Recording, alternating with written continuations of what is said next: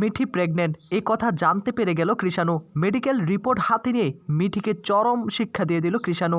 আর কমলিন এবং নতুনকে তাদের বাড়িতে দেখে মিঠিকে বাড়ি থেকে তাড়িয়ে দিল কৃষাণু। এমনটাই দেখতে পারবেন আজকের পর্বে। বিস্তারিত জানতে ভিডিওতে লাইক দিয়ে চ্যানেলটিকে সাবস্ক্রাইব করে দেখতে থাকুন। গল্পের শুরুতে আমরা দেখতে পারবো কৃষাণুর মা তখন মিঠির দিকে তাকিয়ে বলে, মিঠি এই গয়নাগুলো কোথায় রাখবো? মিঠি তখন বলে, মামুনি তোমার যেখানে খুশি সেখানে রাখতে পারো, আমি তো এগুলো তেমন পড়ি না। কিছুক্ষণ পরই কৃষ্ণকলি সেখানে চলে আসে। কৃষ্ণকলি এসে বলে, তা মিঠি তুমি তো অনেকটা টায়ার্ড, আমি তো ভেবেছিলাম তুমি কাঁদতে কাঁদতে একদম শেষ হয়ে যাবে। এখন বলো তুমি কি খাবে? মিঠি তখন কৃষ্ণকলির দিকে তাকিয়ে বলে, তোমরা যেটা খাবে আমরা সেটাই খেয়ে নিব। কৃষ্ণকলি বলে, আরে তোমার তো একটা পছন্দ অপছন্দ থাকতে পারে, আমরা তো জানি তুমি একটু অসুস্থ সিক। এখন তুমি যদি না বলো তোমার বাড়ির লোক থেকে আমাকে জানতে হবে ফোন করে। এদিকে তখনই আবার কৃষাণুর মা বলে ওঠে, হ্যাঁ মিঠি তুমি কি খেতে পছন্দ করো না করো একবার আমাকে বলতে পারো, আমি চেষ্টা করব যতটুকু পারি তোমাকে হেল্প করার। কৃষাণুর মা তখন কৃষ্ণকলির দিকে তাকিয়ে বলে, এতগুলো গয়না তো ঘরের মধ্যে রাখা যাবে না, লকারে রাখতে হবে, আমরা দেখি কি করা যায়। বৌবারটা শেষ হোক। তখনই কৃষ্ণকলি বলে, হ্যাঁ তুমি যা করার করো, কিন্তু মিঠি তুমি একটা সিদ্ধান্ত নাও, সমস্ত গয়না তো তোমাকেই তো সিদ্ধান্ত নিতে হবে। মিঠি তখন বলে, আমি আবার কি সিদ্ধান্ত নিব? আমার কোনো সিদ্ধান্ত নেওয়ার দরকার নেই, তোমরা যেটা ভালো মনে করো তোমরা সেটাই করো, আর আমি তেমন একটা গয়না পরি না। কৃষাণুর মা তখন মিঠির দিকে তাকিয়ে বলে, কত ধকল গিয়েছে তোমার ওপর দিয়ে, আমরা ভীষণ খুশি তুমি যে এই বাড়িতে এসেছো। এদিকে তখনই মিঠি বলে ওঠে, এই সমস্ত ধকল কাটিয়ে আসতে আপনারাই তো সাহায্য করেছেন, আপনারাই আমাকে ঠাঁই দিয়েছেন, না হলে আমি কোনোদিন কামব্যাক করতে পারতাম না। তখনই কৃষাণুর মা বলে ওঠে, দেখো মিঠি তোমাকে পছন্দ হয়েছে কেন? যে তুমি সমস্ত সত্যি কথা আমাদেরকে বলেছো, আর আমরা একটা জিনিস অপছন্দ করি, কেউ যদি আমাদের কাছ থেকে কোনো কিছু লুকানোর চেষ্টা করে। তুমি তো সব কিছু বলে দিয়েছো। আর একটা কথা, জামার মধ্যে যদি কাদা ছিটে লাগে সেটা পরিষ্কার করে নিতে হয়। এই কথাগুলো বলতে শুরু করে। কৃষ্ণকলি বলে, আচ্ছা হয়েছে, এত কথা এখন বলতে হবে না, ও তো একটু টায়ার্ড, ওকে একটু বিশ্রাম নিতে হবে। কৃষাণুর মা তখন মিঠির দিকে তাকিয়ে বলে, দেখি এখানে কতগুলো গয়না রয়েছে, তোমাকে দেখিয়ে সবগুলো রাখবো। এ বলে তখন ব্যাগটা খুলেই দেখতে পায় একটা রিপোর্ট, আর সেটা দেখে তখন কৃষ্ণকলি হাতে নিয়ে বলে, এটা তো একটা রিপোর্ট মনে হচ্ছে, কিন্তু সেটা কিসের রিপোর্ট সেটাই তো বুঝতে পারছি না। রিপোর্টটা খুলে ফেলে কৃষ্ণকলি, আর রিপোর্ট খুলে তার মাথায় আকাশ ভেঙে পড়ে, মুখে হাত দিয়ে ফেলে মিঠির দিকে বারবার তাকাতে শুরু করে। মিঠি তখন বলে, এটা কিসের রিপোর্ট? আমাকে বলো না, আমার তো টেনশন হচ্ছে। কৃষ্ণকলি চুপ করে দাঁড়িয়ে থাকে, আর তখনই মিঠিকে বলে, মিঠি এমনটা না করলেও পারতে, এরকম একটা সত্যি আমাদের কাছ থেকে লুকিয়েছো, এমনটা তুমি কেন করলে? ভাই যদি এটা জানতে পারে তোমাকে কোনোদিন গ্রহণ করবে কিনা সেটাই আমি বুঝতে পারছি না। এ কথাগুলো শোনার পর মিঠি তখন বলে, আমার মাথার উপর দিয়ে যাচ্ছে সব কিছু, আমি কিছুই বুঝতে পারছি না। কৃষ্ণকলি তখন বলে ওঠে, এখানে না বোঝার তো কিছু নেই, রিপোর্টে স্পষ্ট তোমার নাম লেখা রয়েছে মিঠি। আর তখনই আবার কৃষাণুর মা বলে ওঠে, আরে তুই কি এসব পড়তে পারিস নাকি? দে কৃষাণুকে হাতে দে, তারপর দেখ কি হয়। তখনই কৃষ্ণকলি বলে, হ্যাঁ মা, এখানে মেডিকেল কোনো টার্ম নেই, এখানে একদম সূক্ষ্মভাবে স্পষ্টভাবে লেখা আছে। হ্যাঁ আমি হয়তোবা ডক্টর নই, আমি হয়তোবা কিছু জানি না, আমি তাহলে ভাইকেই রাখি।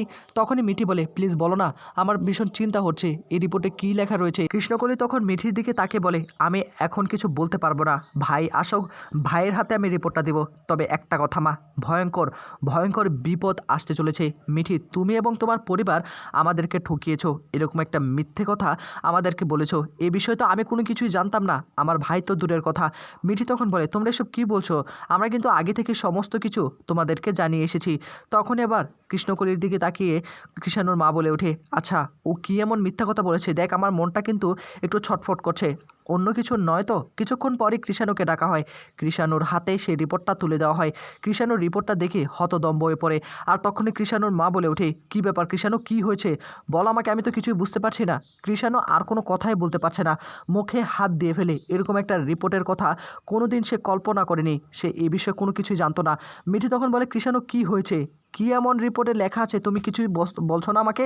কৃষাণু তখন বলে, এরকম একটা রিপোর্ট তুমি আমাকে আগে কখনো দেখাওনি, মিথ্যে কথা বলেছো, আমাকে তুমি ঠকিয়েছো, কেন তুমি এটা করলে? মিঠি তখন বলে, কি বলছো কি, আমি তোমাকে ঠকাইনি, সমস্ত কিছু আমরা জানিয়েছি। মিঠির দিকে তাকে তখন কৃষাণু বলে, এখানে স্পষ্ট লেখা আছে যে তুমি প্রেগনেন্ট, আর এই কথাটা তোমরা আমার কাছ থেকে লুকিয়েছো, আমার পরিবারের কাছ থেকে লুকিয়েছো, আমাকে ঠকিয়েছো। মিঠি তখন কৃষাণুর দিকে তাকে বলে, কোথাও একটা ভুল হচ্ছে, এই রিপোর্টটা আমার হয়তো বা না।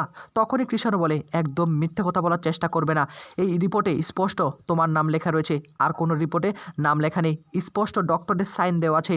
ও আমি এতক্ষণে বুঝতে পারছি তোমরা গাইনোকোলজিস্ট দেখিয়েছো কিসের জন্য, আমাকে তোমার নতুন কাকু মিথ্যে কথা বলেছে, তার নাকি পরিচিত ডক্টর ছোটোবেলা থেকে তোমাকে নাকি কনসাল্ট করে, বলে এখন আমি বুঝতে পারছি। তারপর আবার কি বললে তোমার নাকি একটা টিউমার হয়েছে, সেটার অপারেশন করেছো, সবটাই মিথ্যে, একটা নাটক সাজিয়েছো, আমাকে ফাঁসিয়েছো, আমার পুরো পরিবারটাকে শেষ করে দিয়েছো তুমি। মিঠির মাথায় আকাশ ভেঙে পড়ে। মিঠি তখন বলে প্লিজ এভাবে অপমান করো না, এটা মিথ্যে একটা রিপোর্ট। কৃষাণু তখন বলে কি বললে তুমি, এটা মিথ্যে রিপোর্ট? কই আমাকে তো এই বিষয়ে তুমি কোনো কিছু বলনি। মিঠি অনেক বড় ভুল করে ফেলেছো, তোমাকে আমি বিশ্বাস করেছি আর বিশ্বাসের এই মর্যাদা দিলে তোমার পুরো পরিবার আমাকে এই উপহার দিল। হ্যাঁ, আমি সব কিছুই মেনে নিয়েছি, এত বড় ক্ষতি হয়েছে তোমার সেটা জানার পরেও আমি মেনে নিয়েছি, আমার পরিবার মেনে নিয়েছে। এই রিপোর্টটা দেখালে এই কথাটুকু বললে কী এমন হয়ে যেত তখন আমি ভেবে দেখতাম, হয়তোবা তখনও আমি মেনে নিতাম, কিন্তু এখন তো মেনে নেওয়ার কোনো প্রশ্নই আসে না। না না, আমি কোনো কিছুই ভাবতে পারছি না, আমি কোনোভাবে এইসব কিছু নিয়ে ভাবতে পারছি না। কৃষাণুর মা বলে মিঠি এটা তুই কি করলি, কি করলি, আমাদেরকে এভাবে ঠকালি কেন? তখনই আবার কৃষ্ণকলি বলে ও বুঝতে পারছো না কেন ঠকিয়েছে? আমাদের অসহায়ত্বের একটা সুযোগ নিয়েছে, আমরা কত ভালোবেসে তাকে মেনে নিয়েছিলাম, আমার পুরো পরিবার মেনে নিয়েছিল, অনেক আত্মীয় স্বজন না করেছিল এই বিয়েটা না করার জন্য, কিন্তু মিঠির দিকে তাকিয়ে, এরকম একটা সহজ সরল মেয়ের দিকে তাকিয়ে আমরা আমার ভাইয়ের সঙ্গে এই বিয়েটা দিয়েছি, কিন্তু শেষ পর্যন্ত আমার ভাইয়ের কপালে এটা জুটলো। হ্যাঁ, আমরা সব কিছু মেনে নিতে পারি, কিন্তু মিথ্যাকে আমরা প্রশ্রয় দিতে পারি না। কৃষাণু তখন বলে মিঠি আমি তোমাকে আগেই বলেছিলাম তুমি আমার সঙ্গে সংসার করতে হলে কোনোদিন মিথ্যে কথা বলতে পারবে না, যা সত্যি তাই বলবে, কিন্তু না, তুমি দিনের পর দিন আমাকে আমাকে অবহেলা করে গিয়েছো, আমি এখন বুঝতে পারছি। কৃষাণুর মা তখন বলে আমি এক্ষুনি ফোন করব, বাড়ির লোককে ফোন করব। মিঠির কাছে প্রেগনেন্টের সেই রিপোর্টটা নিয়ে আসে কৃষাণু, আর তখনই কৃষাণু বলে এখানে স্পষ্ট লেখা রয়েছে। মিঠি তাকে বোঝানোর চেষ্টা করে এই রিপোর্টটা মিথ্যে, ফেক। পরের রিপোর্টটা তুমি দেখতে পেলে না, পরের রিপোর্টে আমার টিউমার হয়েছে স্পষ্ট বোঝা যাচ্ছিল। তখনই আবার কৃষাণু বলে ওঠে কিন্তু কিন্তু তুমি তো এটা আমাকে আগে বলোনি, এটা আমাকে আগে বললে কী এমন হয়ে যেত? না না, আমি বিশ্বাস করি না, তোমাকে আর কোনোভাবে বিশ্বাস করে আমি ঠকতে চাই না, এভাবেই আমি ঠকে গিয়েছি, পুরো পরিবার আমাকে ঠকিয়েছে, তুমি তোমার পরিবার সকলেই। কৃষাণুর মা তখন বলে মিঠি তোর থেকে এটা আমরা আশা করিনি, আমি এক্ষুনি তোর বাবা মাকে ফোন করে যা করার করছি, এই বিয়ে তো আমি কোনোভাবে মানতে পারবো না, আর কৃষাণুর বাবা যদি শুনতে পারে সে তো হার্ট অ্যাটাক করবে। দেখা যাবে যে কমলিনী এবং নতুনকে খুব তাড়াতাড়ি ফোন করে আসতে বলে। কমলিনী বলে কী ব্যাপার, কী হয়েছে, আমাদেরকে ইমিডিয়েটলি আসার জন্য বলেছেন, কিছুই তো বুঝতে পারছি না। কৃষাণুর দিকে তাকে তখন আবার নতুন বলে কী ব্যাপার কৃষাণু, কিছু কি হয়েছে নাকি? মিঠি তখন বলে অনেক কিছুই হয়ে গিয়েছে। কমলিনী বলে কী করেছিস মিঠিমা, তুই কি অন্যায় কিছু করে ফেলেছিস? কৃষাণু তখন বলে অনেক কিছুই করে ফেলেছেন আপনারা, আপনারা আমাকে ঠকিয়েছেন, আমার পুরো পরিবারটাকে ঠকিয়েছেন। কৃষাণুর দিকে তাকিয়ে কমলিনী বলে কী হয়েছে, আমি তো কিছুই বুঝতে পারছি না। বাবা এবং মা দুজনে কথা বলতে থাকে, আর তখন কৃষাণুর মা কৃষাণুর বাবাকে বলে তুমি কি সবটা বলবে নাকি আমি বলবো? কৃষাণুর বাবা বলে তুমিই বলো, এসব কথা মুখে বলতেও আমার লজ্জা লাগছে, এসব কিছু আমি বলতে পারবো না। কৃষাণুর মা সব কিছুই বলতে শুরু করে আপনারা এরকম একটা কাজ করেছেন, এটা আমরা কখনো কল্পনা করিনি, আমাদের অসহায়তাকে সুযোগ নিয়েছেন, আপনাদের বাড়ির মেয়ে প্রেগনেন্ট, আর প্রেগনেন্ট মেয়েকে আমাদের বাড়ির ছেলের গলায় ঝুলিয়ে দিয়েছেন, এটা কেন করেছেন? মিঠি তখন তাকিয়ে থাকে সকলের দিকে। মিঠি তখন বলে এটা কিন্তু ভুল রিপোর্ট, তোমরা কিন্তু এখনও সেটা প্রমাণ করতে পারো না এটা যে আসল রিপোর্ট। আমাদের আসল রিপোর্টটার মধ্যে এসেছিল যে আমার টিউমার হয়েছে, প্রথম যে রিপোর্টটা এসেছিল তার মধ্যে একটু ভুল ছিল। আর এই কথাগুলো শোনার পর কৃষাণু বলে ওঠে কিন্তু সেটা তুমি আমাকে আগে কেন বলোনি, আগে বললে কী এমন হয়ে যেত? স্যার আপনার থেকে এটা আমি আশা করিনি, আপনারা আমাকে ঠকিয়েছেন, আপনি আমাকে ঠকিয়েছেন, আমাকে ম্যানিপুলেট করেছেন। কৃষাণুর দিকে তাকে বলে কৃষাণু তুমি এটা বলতে পারলে আমি তোমাকে ম্যানিপুলেট করেছি, আর এই রিপোর্টটা ফেক রিপোর্ট, সমস্তটাই প্রমাণ করে দিব খুব তাড়াতাড়ি। কৃষাণু তখন বলে কোনো কিছুই প্রমাণ করতে হবে না, এটাই স্পষ্ট হয়ে গিয়েছে আপনারা আমার কাছ থেকে অনেক কিছু লুকানোর চেষ্টা করেছেন, আমি বুঝতে পারছি, আমি সবটাই বুঝতে পারছি, মিথ্যে মিথ্যে নাটক সাজিয়েছেন, আমার জীবনটাকে শেষ করে দিয়েছেন, আমি মিঠিকে সব কিছুই মেনে নিয়েছিলাম। কৃষাণুর দিকে তাকে নতুন তখন বলে দেখো এই রিপোর্টটা আসা পর্যন্ত কৃষাণু তোমার সঙ্গে কিন্তু মিঠি কথা বলতে চাইতো না, তুমি কিন্তু সেটা খুব ভালো করে বুঝতে পারতে, তুমি মিঠির সঙ্গে জোর করে গিয়ে কথা বলতে, আমরা তো এই বিয়ের বিষয়ে তখন কোনো চিন্তা ভাবনাই করিনি, সবটা হয়েছে তোমার জন্য। আর যখনই আমরা আসল রিপোর্টটা পাই আসলে এমন কোনো ঘটনাই ঘটেনি, আর সেটা তো তুমি জানতে, তারপরে তুমি এরকমটা কেন করছো আমি সেটাই বুঝতে পারছি না। তো বন্ধুরা সামনে কি বিপদ আসছে চলে, কৃষাণু এবং মিঠির সংসারটা কি খুব তাড়াতাড়ি ভেঙে যাবে? আপনাদের মতামত কমেন্ট করে জানাতে পারেন।